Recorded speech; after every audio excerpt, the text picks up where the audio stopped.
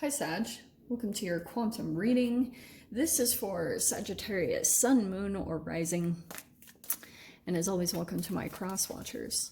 Cross watcher, you could be dealing with a Sag and the message could be for you. So feel free to take it however resonates with you and your situation.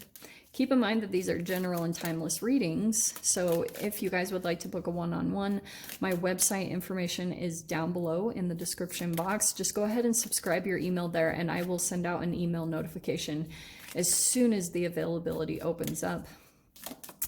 And as always, thank you guys so much for liking, subscribing. Oh dear, thank you for all the ways that you've supported the channel.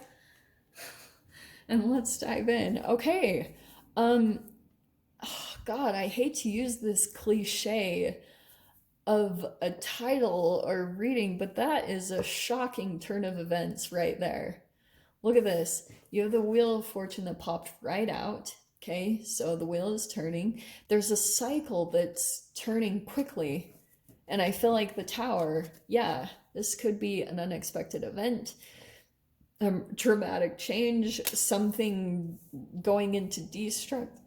So I feel, look at this, and you got the Fortitude card. Here's what I think is happening. Some of you guys could be dealing with, who do we have? Leo is pretty much the main one on the table. So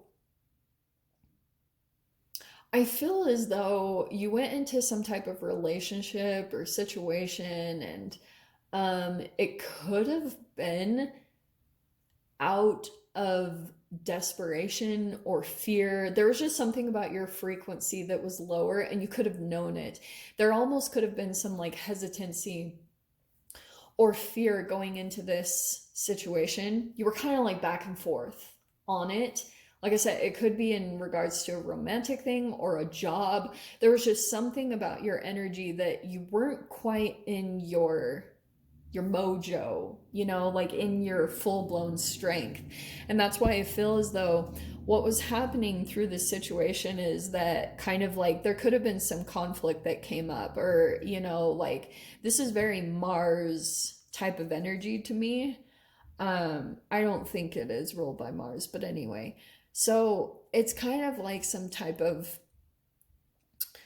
confrontational energy. Two of the signs have gotten this card so far. You're the third one, so that's why I'm like, okay, there just must be something going on.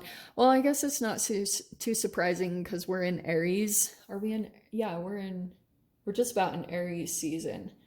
So that could be coming up that you're starting to feel the influence of like more fiery energies coming in. I mean, you're obviously a fire sign, and I feel like whatever element your sign is in, sometimes you do well in those seasons. Like I'm a Pisces, and I do really well in Scorpio season. For some reason, I don't understand it, but that's like my time of the month. So I don't know why I just told you guys that, but it could be more of this energy that you're starting to feel. It's when you're going to start to feel like you're thriving in some way, shape, or form, and almost like you're confronting something within you or just transforming it. Let's see. You're getting the courage to go into something. Something where in the past you couldn't really face it. You could have put it off, or you could have been kind of like, you just had to get through for a time, you know, and now you have the strength and the ability to really confront something, and you're not as emotionally attached anymore. So that's what I feel like is going to be happening, as far as like, there could be a connection even where you took time from a person. It's interesting. We have the prayer, and that's what oh God, that's so cool. This could be just putting an intention out there. Some of you guys might have legit been praying for some type of a change or something to transition. It does feel like unexpected change, an answered prayer. Like, I'm not gonna lie. Okay. And then we have inner knowing and mystic truths. So I feel as though some of you guys, it's almost like you're going to get a heads up before this energy comes in, or kind of like you're getting some type of mystic truth about how to change a situation. So you might be unexpectedly, you might be doing the reaching out. You might reach out to someone out of the blue, or vice versa. Okay. And I feel as though when it comes to some type of conversation or something, it might involve you kind of being vulnerable and having the courage to say something that you've been wanting to say for a really long time. And that's why I'm telling you guys, until you feel like you've healed and you've become strong, like you're really able to handle confronting someone or something without becoming completely emotionally unhinged, then don't do it until then. Because, for example, like if you could have been dealing with a narcissist, for example, you need at least a good 6 months to be detached from their energy, because you become so codependent and enmeshed with them, like you become so merged. It's hard to see yourself, and there's so much like wounding back and forth from shadow energy that you both do to each other, that you have to take time apart to heal those aspects for, like I was saying, at least 6 months. And then once you feel emotionally detached and you've taken the time, that's where I feel as though some of you guys, that could be the turn of events, or almost like you might be saying something. Holy shiz, the Wheel of Fortune is popping out twice. Wow. Adaption and an elevation. That's what's happening for your energy. Because I feel like for you guys, you've been like praying for a different outcome, or praying to overcome something, or just to get the strength to do something. Let's see. Oh, that's the one. What are you? No, it went back in. Okay. What did I freaking say? Okay, wow.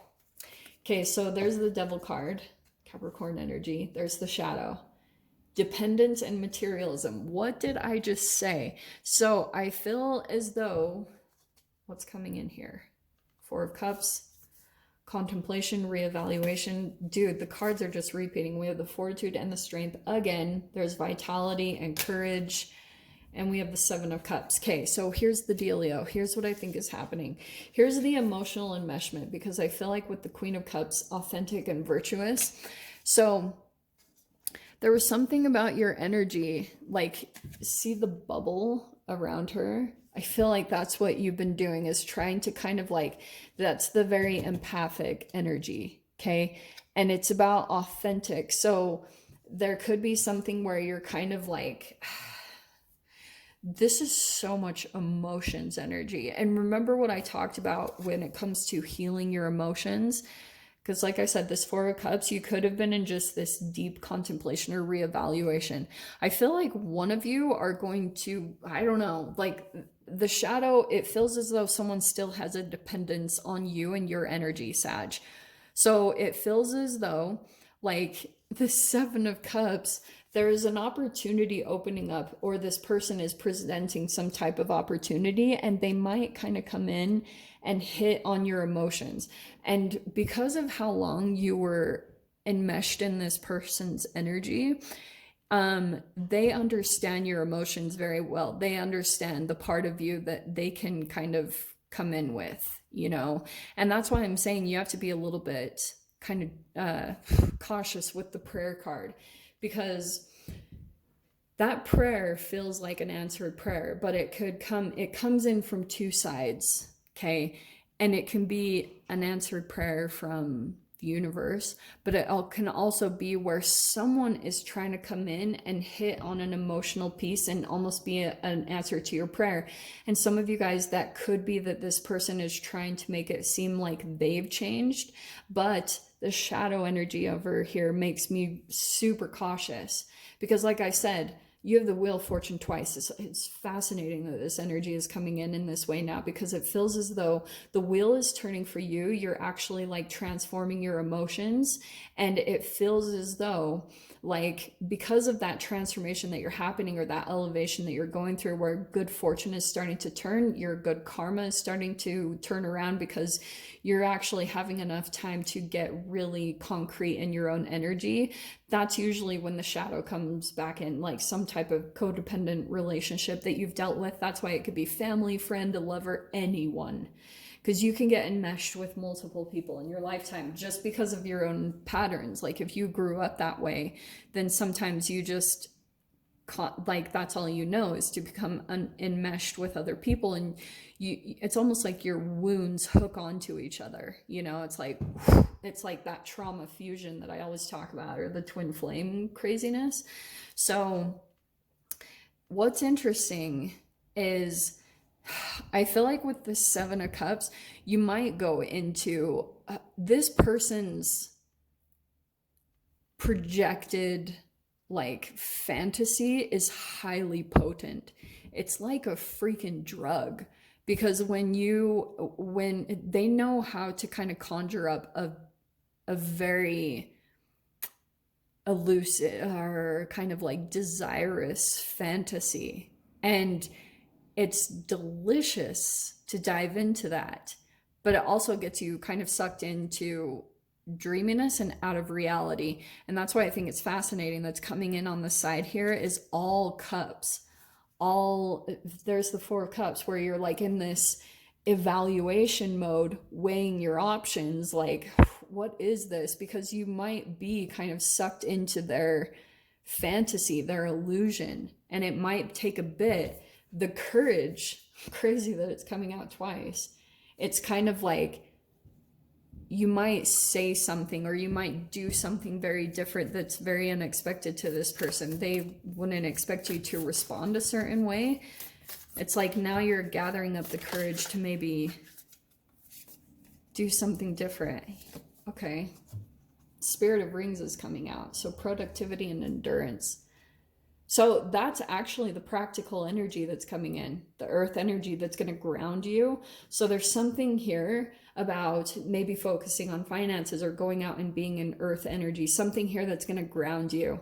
And then all of a sudden you're going to have this courage to maybe stand up to some type of shadowy energy. And it's not necessarily calling them out. That does you no good, especially if you're dealing with a codependent relationship. Because if you're dealing with someone that's evading accountability and responsibility, you'll never be able to really put it on them.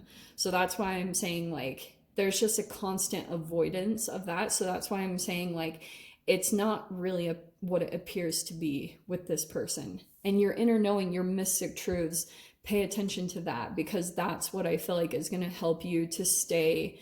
There's like 3 layers of things, you know. Your emotions could be swept up here, but your higher truth is going to be communicating to you big time through this process on what's truth, because your emotions are only one side of it. You know, these are your almost emotional addictions. Anyway, so Sag, I'm going to dive into the extended. We'll see whatever other messages want to come out. So if you guys want to join me over there, feel free. Go down below, click on the Vimeo link, and I'll see you over there. But Sag, if this is where we leave things, I'm sending you guys so much love, wishing you all the very best, and I'll see you in your next reading. Take care.